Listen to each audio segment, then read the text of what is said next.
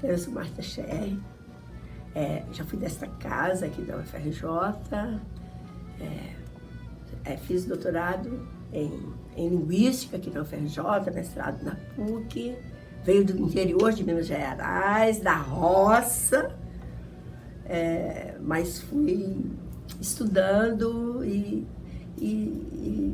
me casei, vim para o Rio de Janeiro, entrei para a UFRJ, trabalhei nessa casa, trabalhei na PUC, né?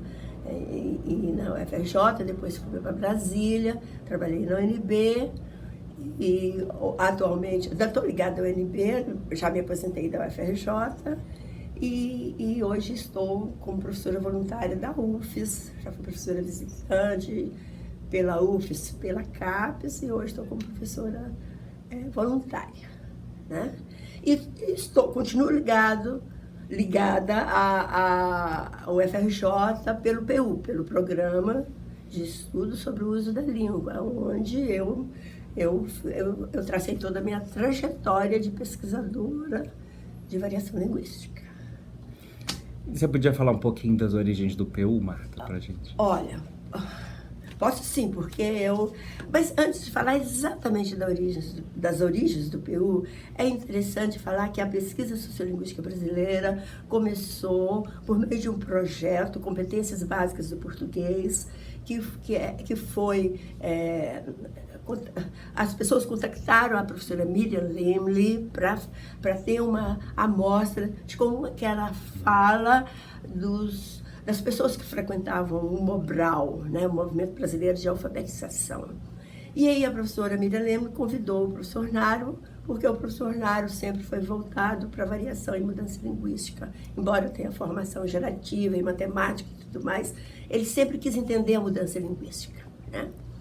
E naquela época, essa ebulição do projeto, né, Competências Básicas do Português, eu estava começando a fazer um mestrado em 1974 e estava fazendo uma disciplina com Nário de gerativa avançada. Depois eu fiz gerativa inicial para entender a avançada, fiz 3 disciplinas com ele de gerativa. E o professor Nário me convidou, perguntou se eu não queria participar da pesquisa das Competências Básicas do Português. E eu disse para ele, professor, eu nunca pesquisei na vida. Ele falou, mas não precisa saber, é só ter boa vontade. A gente ensina. Se você tiver boa vontade, a gente ensina tudo. Aí eu aceitei, claro. E eu fiz as primeiras entrevistas com um falante, primeiro no Morro Santa Marta, numa escola que tinha no Morro Santa Marta. Eu fiz algumas entrevistas com um rapaz, né, que frequentava as aulas de alfabetização de adultos, fiz na sala de aula, ele foi lá em casa, eu convidei, fiz lá em casa, e assim eu comecei junto ali com o Mobral, e depois, quando eles delinearam um projeto completo, eu fui uma das entrevistadoras de uma pessoa, fiz 7 gravações, né, junto com outros colegas que estavam lá do NAR. Então, assim começaram os estudos, as ideias dos estudos de variação linguística. Inclusive, o princípio da saliência fônica nasceu aí nesse projeto dos mobralenses, né, das competências básicas do português. O Nário e a Miriam Lemley e o Nário, nessa ordem, participaram de um congresso com uma amostra só de 4 falantes, apresentaram o princípio da excelência fônica e depois o Nário levou à frente, que ele era vamos dizer, o mais interessado em variação linguística, ele levou à frente eram 20 falantes, acho que ele fez a análise de 18, se não me falha a memória, num texto clássico que está publicado na Language, né? E ali se estabeleceu o princípio da saliência fônica na concordância verbal. Dali, tudo dali. E agora é interessante que as coisas são como ondas, né? Elas ali vão e voltam. O Naro foi dar uma disciplina pra gente. Depois de dar gerativa, ele falou, invés de dar gerativa, agora eu quero dar outra coisa. Aí ele fez uma proposta de uma disciplina de línguas em contato, né? Estávamos lá, eu não lembro de todos, mas que está aqui na minha memória. Eu, Nelise, Maria Luísa, Charlotte Emmerich, Alzira Macedo, não sei se Leda Bison, acho que a Leda Bison ainda estava. Todo um grupo que estava envolvido em torno do Naro, que era uma presença muito forte na PUC. Isso foi na PUC, né? Na PUC do Rio de Janeiro. Então ele apresentou que ia dar disciplina de línguas em contato. Aí, se não me falha a memória, a Charlotte, a Helena e a Alzira falaram com ele, Naro, em vez de dar línguas em contato pra gente, por que você não dá sociolinguística variacionista? Por que você não dá Labov pra gente? Um curso laboviano pra gente? Ele olhou pra gente e disse assim, não preparei curso desse tipo, não. Preparei línguas em contato. Eu vou fazer o seguinte, hoje vocês vão ouvir língua em contato, porque foi o que eu preparei. E eu nunca dei curso de sociolinguística laboviana. Mas semana que vem eu trago o curso de sociolinguística laboviana para vocês. E assim ele fez. Deu a aula do jeito dele, falando baixinho, seguindo os roteiros, seguindo os textos, entrando profundamente, dissecando ali o texto. Na semana seguinte, ele voltou com a proposta de sociolinguística laboviana e importou os livros para a gente. Que não tinha aqui no Brasil, importou, fez contato com o Labov, e deu essa disciplina de sociolinguística teórica, deu estatística para gente, aulas de estatística, e no semestre seguinte ele deu outra disciplina que era de projetos. Cada um de nós tinha que fazer um projeto de variação linguística. A disciplina prática, tudo aquilo que a gente tinha aprendido na teoria, a gente botar na prática. Então, cada um escolheu um fenômeno. Eu e a Maria Luísa Braga escolhemos fazer concordância nominal, né? Com falantes diversificados, eu nem me lembro onde é que a gente conseguiu as amostras.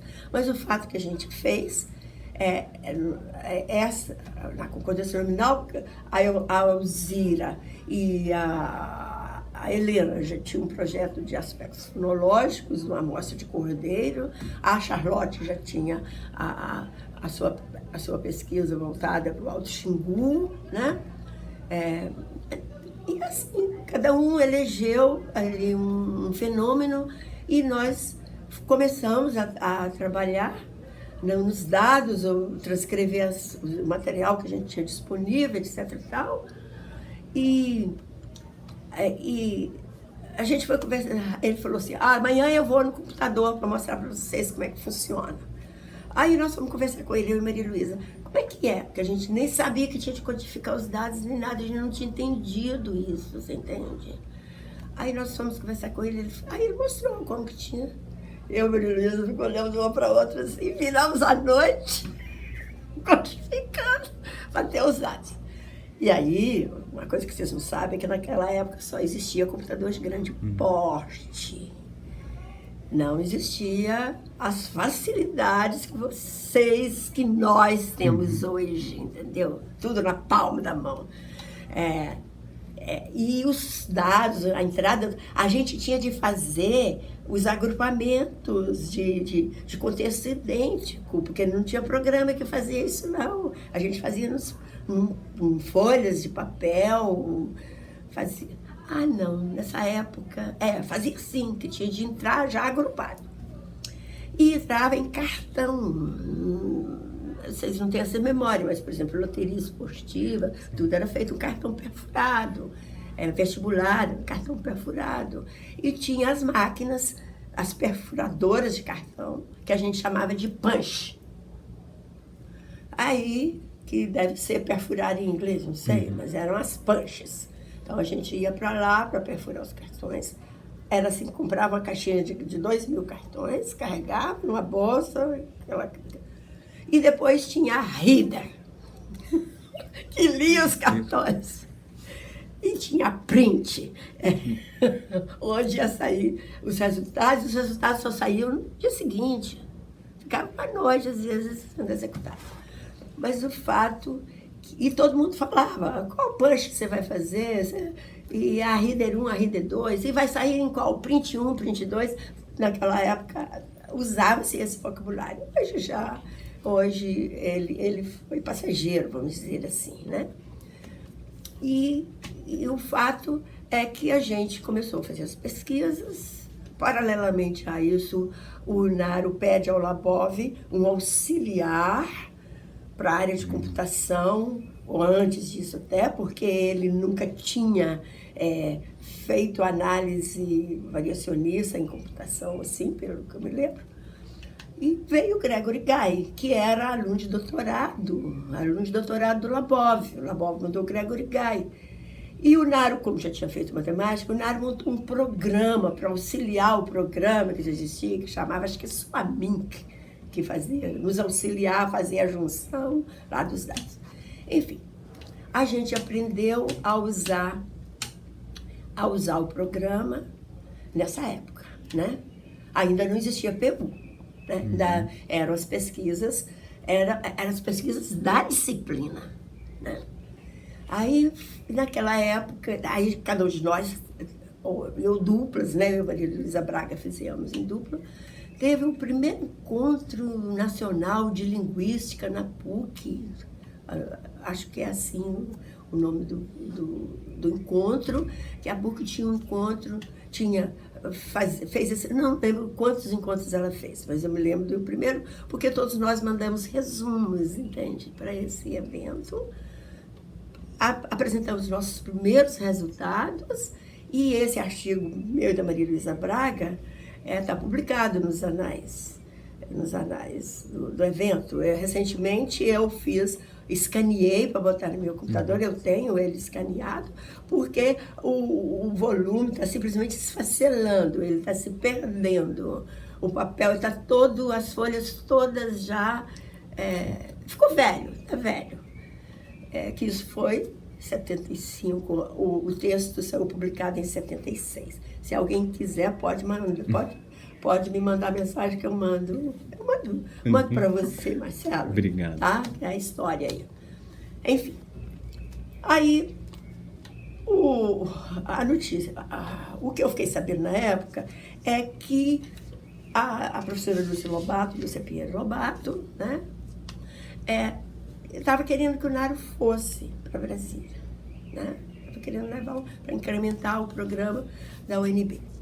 E o grupo daqui queria que o Naro ficasse. Então, me perdoe se eu não lembro todos os nomes, mas eu sei que Sebastião Votro, Eduardo Cafezeira e Leda Bisol eram pessoas que estavam em torno do Naro e que começaram a pensar num grupo de pesquisa que estudasse, na época eles brincavam a norma urbana não culta, mas o fato é que o Mobral tinha uma amostra de falantes semi-analfabetos, né, falantes que estavam sendo alfabetizados. O NURC, norma urbana culta, tinha a amostra dos falantes universitários.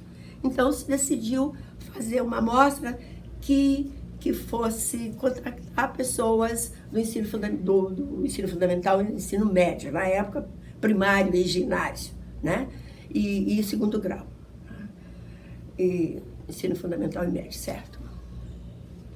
E aí a ideia era fazer, o primeiro nome não foi PU, o primeiro nome foi Censo da Variação Linguística no Estado do Rio, né? Porque a gente pensava, tinha tido, o grupo, né? Eu entrei porque a Leda Bisol saiu, eu era a novinha do grupo, né? Naquela época, a professora Leda Bisol voltou, não podia mais ficar no grupo, eu entrei na vaga da professora Leda Bisol com muito orgulho. E, então, a ideia, quer dizer, se formou assim, né? Eu estava discutindo, vamos pensar em fazer o censo da variação linguística de ensino fundamental, ensino médio, primário, ginasial e colegial, né? Era essa terminologia na época. Então, havia a pretensão de fazer uma grande amostra à luz do NURC. Não era só no Rio, não. Depois que ficou no Rio, não era só do Rio. Se pensava em fazer nas capitais que o NURC tinha feito, entendeu? Era uma pretensão grande.